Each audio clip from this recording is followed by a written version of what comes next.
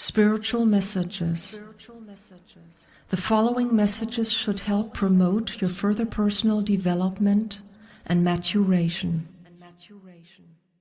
Relax and breathe deeply, and let the following words sink in. I am the center back to myself. Who am I? What do I want? Not how do others want me. Be genuine. Be honest. That means live in harmony with my feelings and my needs. How do I bring myself back to the beginning? What do I have to do to get there? We must overcome our fear of making others angry or disappointing them, and then being rejected or abandoned by them. The fear of being abandoned is innate and deeply seated within us. This fear goes back to a time when no one was truly able to survive alone.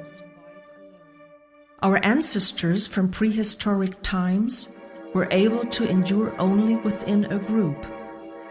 Exclusion from this group would have meant death. As a child, we feel the same fear and dependency towards our mother. She is our first encounter with another person and is at first, in the uterus, the only source of physical and emotional nourishment. But childhood comes to an end. Today you are a grown woman or a grown man. You have many possibilities. Use them. You will not starve or freeze if another person leaves you. You will not die. And you will not remain alone. Have faith in that. To be abandoned can be painful, but you can take it. Have faith in that. You must not bear a grudge to anyone, because we're all perpetrators and victims alike. We abandon and are abandoned. Be careful that you don't confuse feelings and thoughts with facts. Just because you feel weak or inadequate does not mean that you really are, even when another person feels that you are. Your self-esteem is not identical with your self-worth. No one else decides your worth, and you do not decide the worth of another, regardless of what we feel for each other. No one can help one's feelings, but certainly one's actions. I recognize a person by his or her actions, not by his or her words. I carry the responsibility for how others treat me. I'm always treated how I let myself be treated. One cannot force love, but I can expect respect and see that it happens. If I want someone to change his or her behavior towards me, I first have to change my own behavior. For example, if I say no, when I have previously always said yes, the other person will have to change his or her reaction as well. If I want to find out if someone really likes me, then I must have to show myself to him or her as I really am, with all my strengths and weaknesses. If the other person cannot accept me as I really am, then he or she is not the right one for me. I do not need to pretend or bend over backwards. We do not fit together. We were not made for one another. I must look further. With this, I must accept that life means to risk being disappointed and hurt. Life is happiness and pain. They belong inseparably together, like the head and tail of a coin, like life and death. It is our feelings that make us vulnerable. Without love, one cannot live, but will be alone in eternal darkness. Human happiness lies in giving. since love gives the heart light. People need people.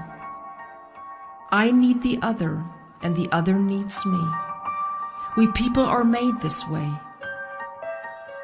Whoever builds a wall around oneself to protect oneself will suffer, since one cannot lock others out without locking oneself in.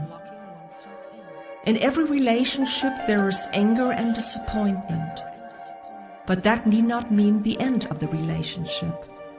On the contrary, this is often a test.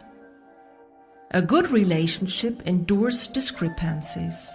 It grows and matures with them. Every person is unique, and for that reason there are common interests, but also different needs in each relationship. Everyone has a right to one's needs. There are no right and no wrong needs, just different ones. Violence reigns where a no is not accepted. There are a number of possibilities about how to deal with different needs. Both partners could do everything together and give up everything that distinguishes them. This would mean, however, that each one would have to give up important parts of himself or herself. Or both try to move toward one another and meets in the middle. This means finding a mutually agreeable compromise. The last possibility would be to allow each other to live out one's own particular nature, alone or with others.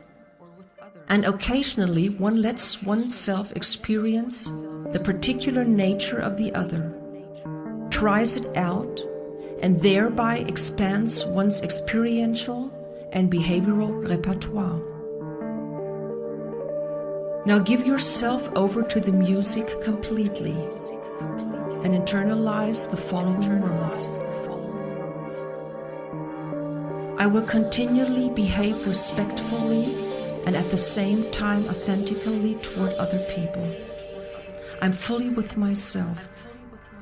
I begin acting from myself within, according to how I'm feeling at that moment. I am my own starting point.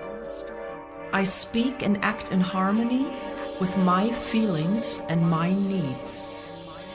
If I feel no, I say no and act accordingly.